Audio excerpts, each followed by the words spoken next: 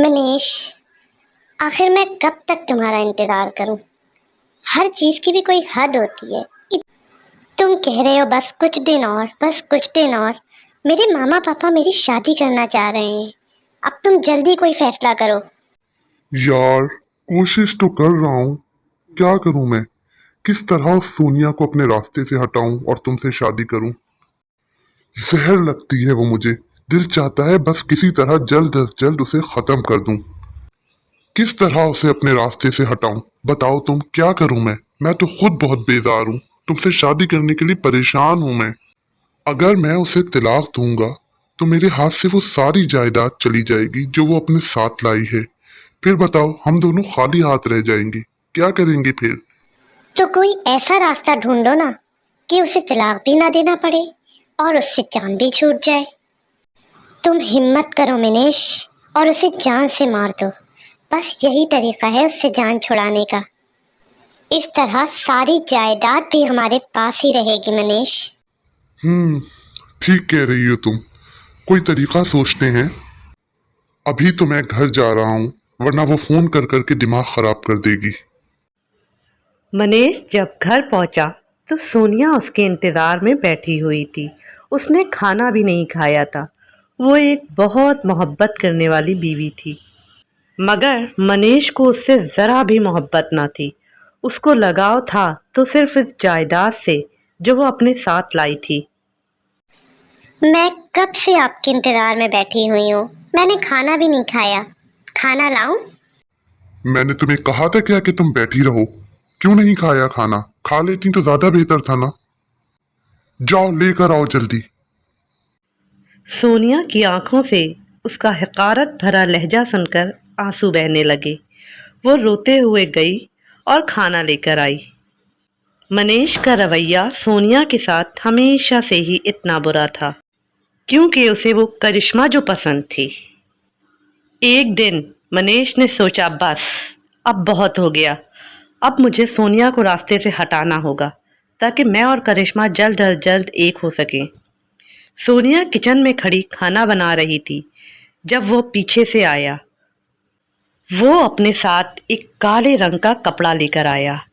اس نے پیچھے سے سونیا کے گلے میں وہ کالا کپڑا ڈالا اور اس کا گلا گھونٹ دیا۔ پھر اس نے سونیا کی باڈی کو گھر کے پیچھے بنی جھاڑیوں میں لے جا کر مٹی میں دبا دیا۔ وہاں سے وہ سیدھا کرشمہ کے پاس گیا اور جا کر اسے خوشخبری سنائی۔ وہ دونوں خوشی سے ناچنے لگے۔ ان دونوں نے فیصلہ کیا کہ بس اب ہمیں جلد از جلد شادی کر لینی چاہیے۔ آخر ایک دن منیش خوشی خوشی کرشمہ کو شادی کر کے اپنے گھر لے آیا۔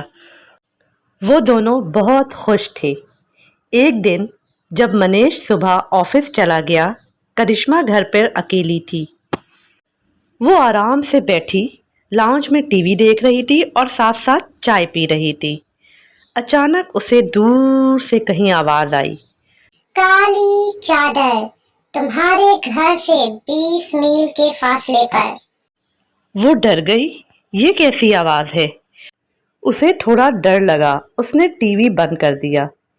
تھوڑی دیر بعد پھر آواز آئی، کالی چادر تمہارے گھر سے 15 میل کے فاصلے پر۔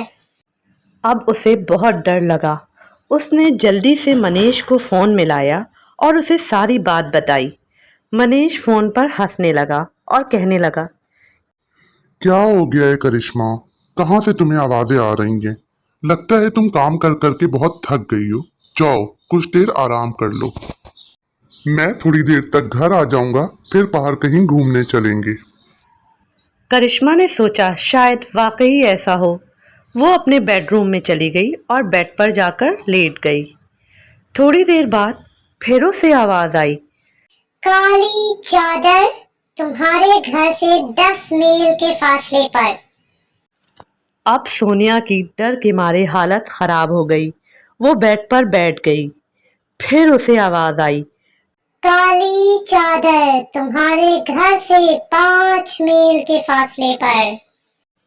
کرشمہ ڈر کے رونے لگی۔ وہ بیڈ کے نیچے چلی گئی۔ اسے پھر آواز آئی، کالی चादर तुम्हारे घर के दरवाजे पर। करिश्मा रोती रही और उसे फिर आवाज आई, काली चादर तुम्हारे बेड के नीचे तुम्हारे सामने। और काली चादर ने उसका गला दबाकर उसे मार दिया। ये वही काली चादर थी जिससे मनीष ने सोनिया को मारा था। आज उसी काली चादर ने करिश्मा को मार दिया। जब मनीष घर आया, उसने देखा करिश्मा मरी पड़ी है। वो बहुत परेशान हुआ, बहुत रोया। उसने पुलिस को बुलाया। पुलिस आई। पुलिस ने करिश्मा की लाश देखकर मनीष से कुछ सवालात किए और कहा, घर में तुम्हारे अलावा तो कोई नहीं था, तो यकीनन कत्ल तुमने ही किया है और अब इस कत्ल को छुपाने के लिए झूठ मूठ का नाटक कर रहे हो। चलो मेरे साथ थाने, तुम्हें थाने जाना होगा। पुलिस ने मनीष को ले जाकर जेल में बंद कर दिया। मनीष रोता रहा। अचानक उसे आवाज आई, देखा, काली चादर ने कैसे तुम्हारी बीवी से बदला लिया और अब काली चादर तुमसे भी बदला लेगी। देखो, काली चादर तुम्हारे सामने है। काली चादर ने आकर मनीष का भी गला दबा दिया। सोनिया ने काली चादर की मदद से मनीष और करिश्मा दोनों से अपना बदला ले लिया था। एक खेत के करीब दरख्तों की कतार थी। एक दरख्त पर एक नन्ही सी चिड़िया ने अपना घोंसला बना रखा था। साल भर ये चिड़िया इधर उधर दाना दुनका चुगती फिरती, मगर जब मौसम बहार आता तो ये घोंसला आबाद हो जाता। इस घोंसले में इस साल इसने 4 अंडे दिए। इन अंडों पर बैठकर घंटों उन्हें सीती। अंडों को सीने की मुद्दत ख़त्म हुई तो इन अंडों के अंदर से 4 बच्चे निकले। कितनी बेकार। चिड़िया करीबी खेत पर उतरकर अपना पेट भरती, फिर फुर से उड़कर अपने चारों बच्चों को अपनी चोंच से दाना खिलाती। बच्चों को हर वक्त भूख लगती रहती और चिड़िया थोड़ी थोड़ी देर बाद उन्हें दाना खिलाती रहती। इस खेत का मालिक किसान एक छोटे दिल का आदमी था। जब भी वो इस नन्ही सी चिड़िया को अपने खेत में दाना दुनका चुगता देखता तो इसे गुस्सा आ जाता कि मैं तो मेहनत से खेत में दिन रात एक करके फसल उगाता हूँ और ये कमबख्त चिड़िया मेरी मेहनत पर दिन दहाड़े डाका डालती है। किसान इसको पकड़ने की फिक्र में लग गया। आखिर एक दिन किसान ने चिड़िया को अपनी जाल में फंसा ही लिया। अगले दिन इसने चिड़िया को पिंजरे में बंद किया और शहर की तरफ चल खड़ा हुआ कि अब तो इस डाकू चिड़िया का और मेरा इंसाफ बादशाह सलामत की अदालत में ही होगा। चिड़िया बेचारी पिंजरे की सलाखों से सर मार रही थी और किसान से इल्तिजा कर रही थी कि मुझे छोड़ दो, मेरे बच्चे भूख से बिलक रहे होंगे। मगर किसान ने एक ना सुनी। रास्ते में एक आदमी मिला जिसकी गांव में दुकान थी। वो शहर से दुकान का सामान ला रहा था। नन्ही चिड़िया की फरियाद सुनकर इसे बड़ा तरस आया। इसने किसान से कहा, भाई किसान, मैं तुम्हें एक जोड़ी जूते दूंगा। इस चिड़िया पर रहम खाओ और इसे आज़ाद कर दो। मगर किसान अपनी जिद पर अड़ा रहा और बोला, अब इस बदजात चिड़िया का और मेरा इंसाफ तो बादशाह सलामत के दरबार में ही होगा। शहर की तरफ आता हुआ एक और ताजिर मिला। नन्ही चिड़िया की फरियाद सुनकर इसे भी चिड़िया पर रहम आ गया। इसने किसान से कहा, भाई किसान, तुम्हारे भी बच्चे हैं, इस चिड़िया को आज़ाद कर दो, बदले में मैं तुमको 2 सेर गुड़ दूंगा। मगर जालिम और बेरहम किसान ने एक ना सुनी। किसान चलते चलते बादशाह सलामत के दरबार में हाजिर हुआ। किसान की बारी आई और हुक्म मिला कि वो बयान करे कि इसका मसला क्या है। किसान ने अपनी शिकायत बयान की और कहा, हुजूर, अब इस चिड़िया को और मेरा इंसाफ आप ही कीजिए। बादशाह ने हुक्म फरमाया कि किसान को 5 अशरफियां दे दी जाएं और नन्ही चिड़िया को पिंजरा खोलकर फौरन आज़ाद कर दिया जाए। मगर ये बेवकूफ़ किसान अपनी जिद पर अड़ा रहा और कहा, मैं तो हुजूर से इंसाफ चाहता हूँ। बादशाह सलामत ने हुक्म दिया कि किसान को 1 मन अनाज देकर नन्ही चिड़िया को आज़ाद कर दिया जाए। किसान अब भी नहीं माना तो बादशाह सलामत को गुस्सा आ गया। बादशाह ने अपने वजीर के कान में कुछ कहा। वजीर इस किसान से मुखातिब हुए और बोले, ए किसान, ना तो सिर्फ जिद्दी है बल्कि बेवकूफ भी है। ये चिड़िया तेरे खेत में जाकर चोरी नहीं करती बल्कि तुझ पर एहसान करती है।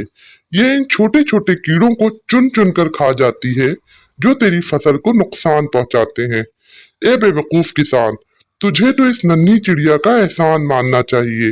बादशाह सलामत का इंसाफ ये कहता है कि तुझे 1 हफ्ते के लिए जेल भेज दिया जाए और बेचारी चिड़िया को इसी वक्त आजाद कर दिया जाए। किसान खड़ा खड़ा पछताता रहा कि काश वो 5 अशरफियां ही कबूल कर लेता, मगर फिर इसे वो बात याद आ गई। अब पछताए क्या होवत जब चिड़िया चुग गई खेत। एक बिल्ली थी, सारे चूहे उससे डरते थे। जहां बिल्ली नजर आई, चूहों ने दौड़ लगा दी। अब बिल्ली का गुजारा सूखे टुकड़ों पर था। कहीं कुछ रूखा सूखा मिल जाता, वो खा लेती। एक दिन उसका दिल चाह रहा था कि आज कुछ मजे का खाए, कोई मोटा ताजा चूहा या कोई प्यारा सा चूजा। पहले उसने चूहों के शिकार की कोशिश की। चूहे तो बिल्ली को देखकर अपने अपने बिलों में जा घुसे। अब उसने एक घर में पले हुए चूजों को पकड़ने की कोशिश की, मगर जैसे ही वो चूजों के करीब गई, मुर्गी कूं कूं करती हुई आई और उसे खूब चोंचें मारी। बिल्ली इस आफत से इतना डरी कि वहां से भागकर दरिया के किनारे जा पहुंची। ठंडी ठंडी हवा चल रही थी। दरिया के किनारे उसे एक मरी हुई मछली मिली। उसे और क्या चाहिए था, खूब मजे से दावत उड़ाई। खाने के बाद दरिया से पानी पीने लगी, मगर ये क्या, पानी में तो बहुत सारी मछलियां थीं, छोटी बड़ी रंग बिरंगी, एक से बढ़कर एक। मगर वो तो पानी में थीं और बिल्ली खुशकी पर। अब वो घात लगाकर बैठ गई और चाहती थी कि जल्दी से किसी मछली को पकड़ ले। मछलियों ने जो बिल्ली को देखा तो उन्होंने अपने छोटे छोटे सर पानी से निकालकर कहा, बिल्ली खाला। और जैसे ही उनकी तरफ वो लपकी, मछलियां गुड़ुक से पानी में ये जा वो जा। फिर थोड़ी देर बाद आवाज आई, बिल्ली खाला। बिल्ली ने फिर वही किया। मछलियां जोर से हंसी और फिर पानी में गुड़क। बिल्ली की हालत देखकर उन्हें भी बहुत मजा आ रहा था। एक बार फिर आवाज आई, बिल्ली खाला। अब बिल्ली से रहा ना गया। उसका दिल चाह रहा था कि वो जल्दी से उन्हें पकड़े और मजे ले लेकर खाए। बस फिर क्या था, इस बार गुड़ाप की आवाज जोर से आई और बिल्ली पानी में कूद गई। उसे तैरना तो नहीं आता था। 2-4 हाथ पांव मारे और फिर पानी में डूब गई। एक सियानी मछली ने कहा, इसे इसके लालच की सजा मिल गई है। ये कहानी है एक चिड़िया और एक कौवे की। वो दोनों एक ही जंगल में रहा करते थे। कौवे का घर नमक का बना हुआ था और चिड़िया का घर पक्का बना हुआ था। चिड़िया बहुत मेहनती और खुश इखलाक थी। वो हर किसी के साथ बहुत मोहब्बत से मिलती थी, जबकि कौवा मतलबी और मौका परस्त था। एक दिन चिड़िया के बच्चों ने फरमाइश की, मम्मा आज हमें खिचड़ी खाना है। चिड़िया अपने बच्चों की फरमाइश पर खिचड़ी बनाने लगी। जब वो पूरी खिचड़ी बना चुकी तो उसे याद आया, अरे घर में नमक तो है ही नहीं। चिड़िया ने सोचा, चलो कौवे भैया से मांग लेती हूँ। यही सोचकर वो कौवे के घर गई। कौवे के दरवाजा खोलने पर चिड़िया ने कहा, भैया थोड़ा सा नमक दे दो, मैंने खिचड़ी बनाई है, उसमें मुझे डालना है। कौवा ये सुनकर गुस्से में आ गया और चिल्लाने लगा, क्या मैंने अपना घर नमक का इसलिए बनाया है कि तुम लोगों को खिचड़ी में डालने के लिए देता रहूं? जाओ, मैं नहीं दूंगा। चिड़िया बेचारी उदास सी वापस आ गई। और घर आकर उसने अपने बच्चों से कहा, बेटा खिचड़ी बगैर नमक के ही खा लो क्योंकि मुझे कहीं नमक नहीं मिला। चिड़िया के बच्चों ने बगैर नमक के ही खिचड़ी खा ली। एक दिन बहुत तेज बारिश होने लगी। कौवे का घर चूंकि नमक का बना हुआ था, इसलिए वो बारिश की वजह से बह गया।